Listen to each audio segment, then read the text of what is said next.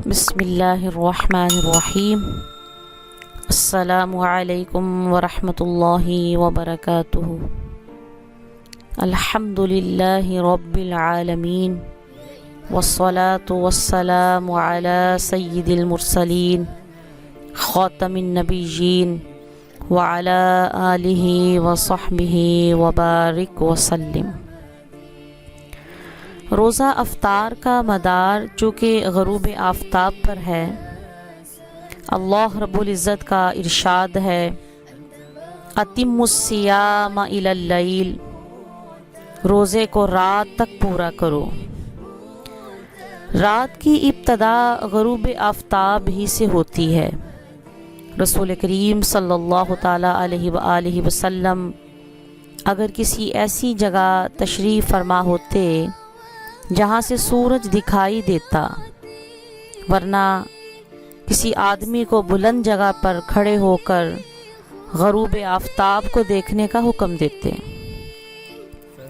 جب وہ آدمی سورج کی غروب ہونے کی اطلاع دیتا تو پھر رسول کریم صلی اللہ تعالیٰ علیہ وآلہ وسلم افطار فرماتے۔ حضرت ابو درداء رضی اللہ تعالیٰ عنہ سے مروی ہے، رسول کریم صلی اللہ تعالیٰ علیہ وآلہ وسلم جب حالت روزہ میں ہوتے تو کسی شخص کو بلند جگہ چڑھ کر سورج غروب ہونے کے دیکھنے کا حکم دیتے۔ جب وہ غروب کی اطلاع دیتا تو آپ رسول کریم صلی اللہ تعالیٰ علیہ وآلہ وسلم افطار فرماتے۔ رسول کریم صلی اللہ تعالیٰ علیہ وآلہ وسلم کی ظاہری حیات میں ایسا بھی ہوا کہ ایک دن اس قدر بادل چھائے کہ غالب گمان ہوا کہ سورج غروب ہو گیا ہے۔ لوگوں نے افطاری کر لی۔ کچھ ہی دیر بعد بادل ہٹا تو دیکھا دن ابھی باقی تھا، تو وہ روزہ قضا کیا گیا۔ حضرت اسماء بنت ابو بکر رضی اللہ تعالی عنہا یہ واقعہ بیان کرتی ہیں کہ حضور نبی کریم صلی اللہ تعالی علیہ وآلہ وسلم کی ظاہری حیات میں ہم نے رمضان المبارک میں بادل کے دن روزہ افطار کر لیا، تو پھر سورج سامنے آ گیا۔ تو سورج کا یقینی طور پر ڈوب جانا افطار کے لیے ضروری ہے۔ اگر کوئی شخص اس سے پہلے افطار کرتا ہے تو اس کا روزہ ہی نہ ہوگا اور وہ سخت سزا پائے گا۔ امام ابن خزیمہ اور ابن حبان نے حضرت ابو امامہ باہلی رضی اللہ تعالی عنہ سے نقل کیا ہے، رسول کریم صلی اللہ تعالی علیہ وآلہ وسلم نے فرمایا، میں سویا ہوا تھا، میرے پاس دو آدمی آئے اور وہ مجھے اٹھا کر ایک پہاڑ پر لے گئے، تو وہاں ایک قوم کو الٹا لٹکایا گیا تھا اور ان کی بانچھوں کو چیرا جا رہا تھا جن سے خون بہہ رہا تھا۔ فرمایا، میں نے پوچھا یہ کون لوگ ہیں؟ بتایا گیا یہ رمضان کا روزہ وقت آنے سے پہلے ہی افطار کر لیتے تھے۔ استغفر اللہ۔ اس سے معلوم ہوا کہ روزہ وقت سے پہلے افطار کرنا گناہ ہے۔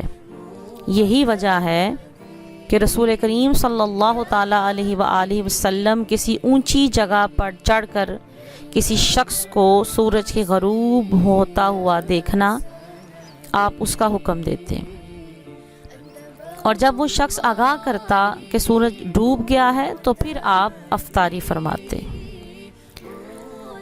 رسول کریم صلی اللہ تعالیٰ علیہ وآلہ وسلم کے افطاری کے معمولات میں سے ایک معمول یہ بھی تھا کہ جب سورج ڈوب جانے کا یقین ہو جاتا تو آپ رسول کریم صلی اللہ تعالیٰ علیہ وآلہ وسلم بغیر کسی تاخیر کے روزہ افطار فرما لیتے۔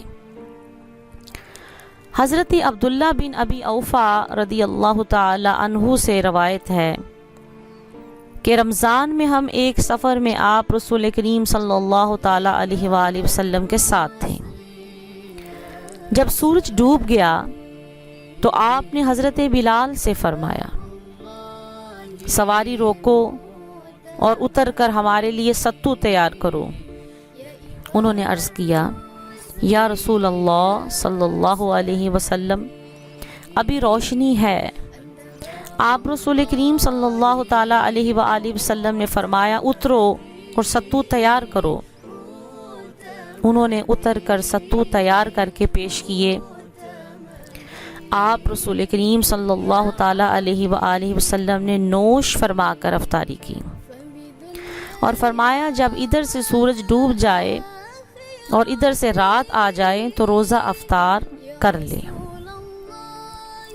اسی طرح آپ نبی کریم صلی اللہ تعالیٰ علیہ وآلہ وسلم نے فرمایا، حضرت عبداللہ بن عباس رضی اللہ تعالی عنہما سے روایت ہے، رسول کریم صلی اللہ علیہ وآلہ وسلم نے فرمایا ہم افطار میں جلدی، سحری میں تاخیر اور نماز میں دائیں ہاتھ کو بائیں ہاتھ پر رکھیں۔ اللہ رب العزت نے ہم تمام انبیاء علیہم السلام کو یہی حکم دیا ہے۔ سبحان اللہ سبحان اللہ۔ حضرت مالک بن عامر رضی اللہ تعالی عنہ سے روایت ہے کہ میں اور حضرت مسروق دونوں ام المؤمنین سیدہ عائشہ رضی اللہ تعالی عنہا کی خدمت مبارکہ میں حاضر ہوئے۔ عرض کیا دو صحابہ ہیں، ان میں سے ایک افطاری اور نماز مغرب میں جلدی کرتے ہیں جبکہ دوسرے ان میں تاخیر سے کام لیتے ہیں۔ انہوں نے پوچھا جلدی کون سے صحابی کرتے ہیں؟ ہم نے حضرت عبداللہ بن مسعود رضی اللہ تعالی عنہ کا نام لیا تو فرمانے لگیں رسول کریم صلی اللہ تعالی علیہ وآلہ وسلم کا یہی معمول تھا۔ سبحان اللہ سبحان اللہ۔ حضرت ابو ہریرہ رضی اللہ تعالی عنہ سے روایت ہے، رسول کریم صلی اللہ تعالی علیہ وآلہ وسلم نے اس عمل پر اللہ تعالیٰ کی پسندیدگی کا اظہار کرتے ہوئے فرمایا کہ اللہ تعالیٰ کا فرمان ہے مجھے وہ بندہ محبوب ہے جو افطار میں جلدی کرتا ہے۔ سبحان اللہ سبحان اللہ سبحان اللہ۔ حضرت سہل بن سعد رضی اللہ تعالی عنہ کا بیان ہے، رسول کریم صلی اللہ تعالی علیہ وآلہ وسلم نے فرمایا لوگ جب تک افطاری میں جلدی سے کام لیں گے خیر پر ہی قائم رہیں گے۔ سبحان اللہ سبحان اللہ۔ آقا کریم رؤوف الرحیم صلی اللہ تعالی علیہ وآلہ وسلم کا افطار میں یہ بھی مبارک معمول تھا کہ اگر کوئی صحابی افطار کی دعوت دیتے تو رسول کریم صلی اللہ تعالی علیہ وآلہ وسلم ان کی دعوت افطار قبول فرما لیتے۔ حضرت انس رضی اللہ تعالی عنہ سے روایت ہے، رسول کریم صلی اللہ تعالی علیہ وآلہ وسلم اپنے صحابی حضرت سعد بن عبادہ رضی اللہ تعالی عنہ کے ہاں تشریف لے گئے۔ انہوں نے افطاری کے لیے روٹی اور زیتون پیش کیا۔ آپ رسول کریم صلی اللہ تعالی علیہ وآلہ وسلم نے تناول فرما کر فرمایا تمہارے پاس روزہ داروں نے افطار کیا، نیک لوگوں نے تمہارا کھانا کھایا اور تم پر ملائکہ نے رحمت کی دعا کی۔ سبحان اللہ سبحان اللہ۔ اس سے معلوم ہوا کہ روزہ افطار کروانے کا بھی بے حساب اجر ہے۔ رسول کریم صلی اللہ تعالی علیہ وآلہ وسلم کبھی کبھی اجتماعی افطاری بھی آپ کے ہاں ہوا کرتی تھی۔ حضرت انس رضی اللہ تعالی عنہ سے مروی ہے، ہم نے ایک دفعہ رسول کریم صلی اللہ تعالی علیہ وآلہ وسلم کے ساتھ روزہ افطار کیا۔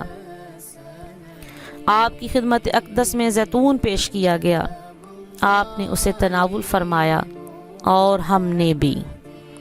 جب آپ فارغ ہوئے تو آپ نے دعا فرمائی۔ سبحان اللہ سبحان اللہ۔ رسول کریم صلی اللہ تعالی علیہ وآلہ وسلم کی مبارک تربیت کا ہی اعجاز تھا کہ آپ کے صحابہ افطار تنہا نہ کرتے بلکہ اپنے ساتھ معاشرے کے فقراء و مساکین کو بھی شامل کر لیتے۔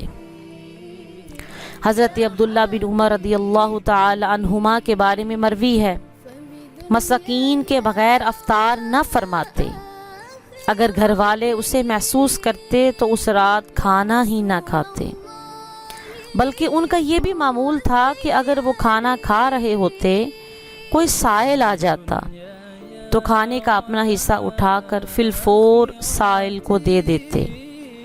جب واپس آتے تو بقیہ کھانا گھر والے کھا چکے ہوتے۔ آپ بغیر کھائے رات بسر کر دیتے، بلکہ صبح روزہ بھی رکھ لیتے۔ سبحان اللہ، سبحان اللہ، سبحان اللہ۔ ان روایات سے یہ معلوم ہوا کہ ماہ رمضان المبارک میں اپنے کھانے میں خاص طور پہ مساکین اور فقراء کو شامل کرنا حضور نبی کریم صلی اللہ تعالیٰ علیہ وآلہ وسلم کی سنت بھی ہے، اور صحابہ کرام رضوان اللہ تعالیٰ علیہم اجمعین نے بھی اس سنت مبارکہ پر عمل کیا۔ رسول کریم صلی اللہ تعالیٰ علیہ وآلہ وسلم نماز مغرب ادا کرنے سے پہلے افطار فرما لیا کرتے۔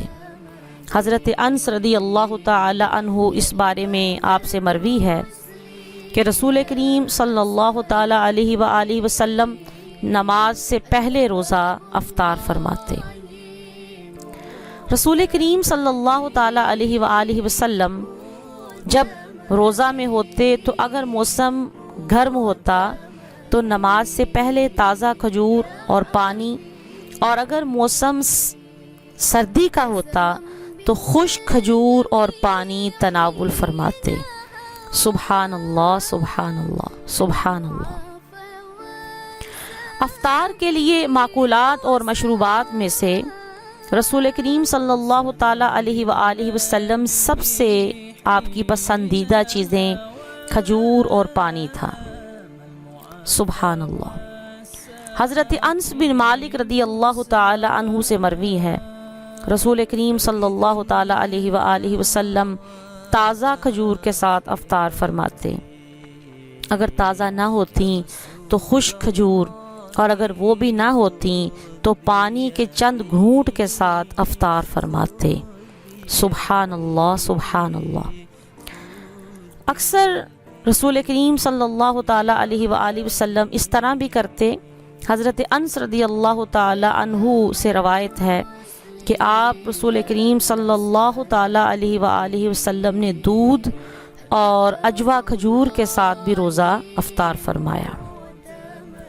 سبحان اللہ، سبحان اللہ۔ اسی طرح نبی کریم صلی اللہ تعالی علیہ وآلہ وسلم نے اپنی امت کو مزید اور رہنمائی دیتے ہوئے اور تعلیمات سے آپ نے انہیں آگاہ کرتے ہوئے آقا کریم صلی اللہ تعالی علیہ وآلہ وسلم کا یہ بھی معمول ہے کہ ام المؤمنین نے آپ کے مشروبات لینے کی کیفیت کو کچھ یوں بیان کیا ہے کہ آپ ایک سانس میں مشروب پی لیتے، آپ ایک سانس میں مشروب نہیں پی لیتے تھے، بلکہ گھونٹ گھونٹ کر کے مشروب لیتے۔ سبحان اللہ۔ رسول کریم صلی اللہ تعالی علیہ وآلہ وسلم کی تعلیمات میں افطار کروانے پر اجر و ثواب کے لیے بھی آپ نے تعلیمات ارشاد فرمائی ہیں۔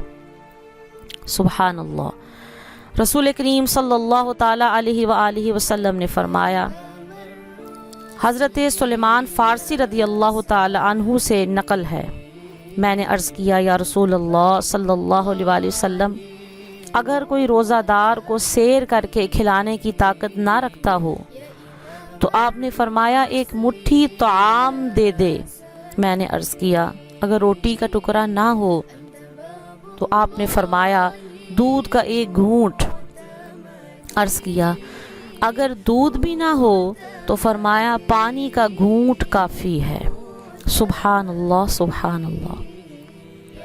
لہٰذا ہر مسلمان کے لیے ضروری ہے کہ وہ خود بھی افطار رزق حلال سے کرے اور دوسروں کو بھی رزق حلال سے ہی روزہ افطار کروائے اور رزق حرام سے بچے۔ سبحان اللہ، سبحان اللہ۔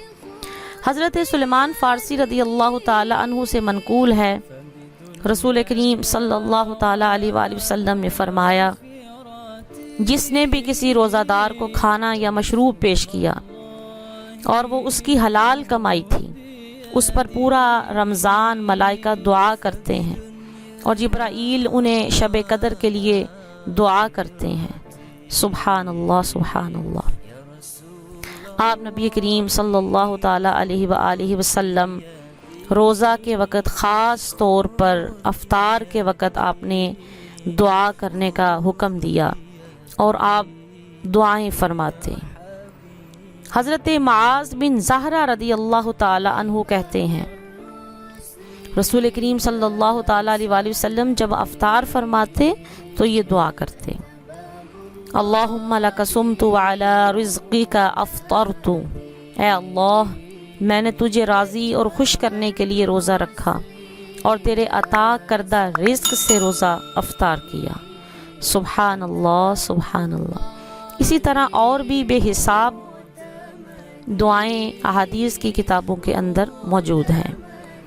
حضور نبی کریم صلی اللہ تعالیٰ علیہ وآلہ وسلم نے فرمایا، 3 آدمیوں کی دعا رد نہیں کی جاتی، عدل کرنے والا حاکم، روزہ دار کی بوقت افطار، اور مظلوم کی دعا۔